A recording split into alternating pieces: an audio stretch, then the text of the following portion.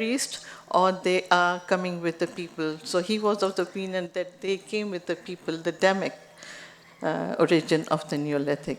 It would be very interesting, Dr. Marco Modella, that you do some work in Sindh as well, because yesterday we were talking about it, and he said he is interested in doing some research with archaeology department, Khairpur University, with the one Nagochi from Japan and Salu to do the botanical studies. That would be very interesting, and to see how the Neolithic came to this area as well. We have evidence at Mehrgarh, but it would be interesting to see this desert area also and the adjoining regions where we have evidence of the Neolithic period. After that, we had another very interesting paper by Dr. Samad. Dr. Samad talked about using scientific approaches to the Gomal Plain archaeology, and the recent excavations at Rahman Dheri and Sikandar South.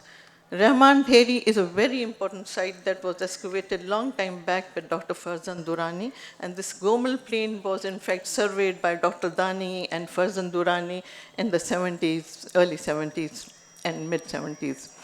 Very important evidences came out from there. It would be interesting to see how Codigian influence traveled to the northern areas as well.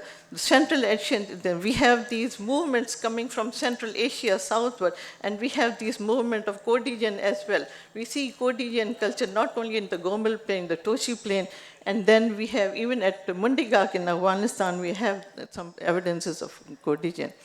This Codigian influence is also found in the Rajasthan area towards India. So how large an area was covered by the Codigian people. And then we have the evidence of the mature Indus.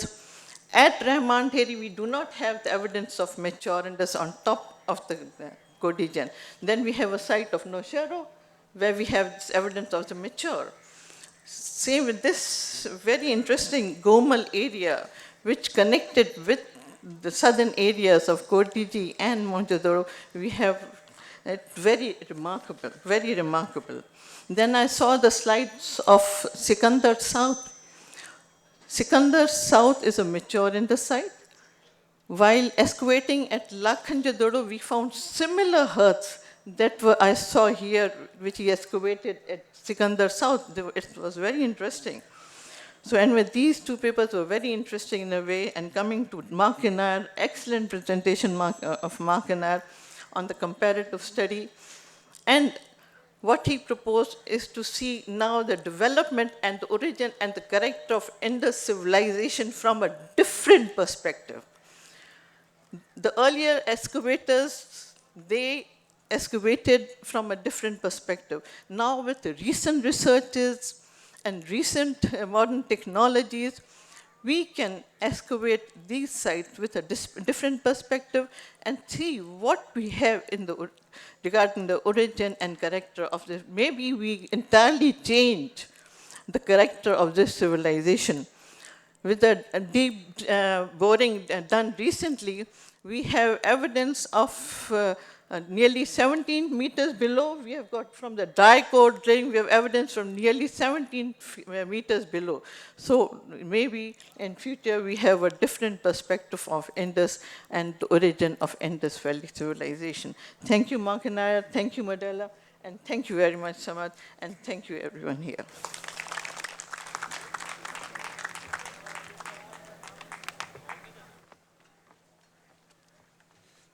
Thank you very much, eminent panelists, for those enlightening presentations. The worthy Secretary Culture would not like to make an announcement. Sir. Thank you very much. The guests are requested to be seated just for 5 minutes. We have to distribute the bags which contain the books and schedule of the conference.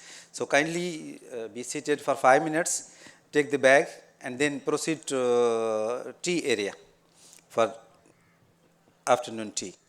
Thank you.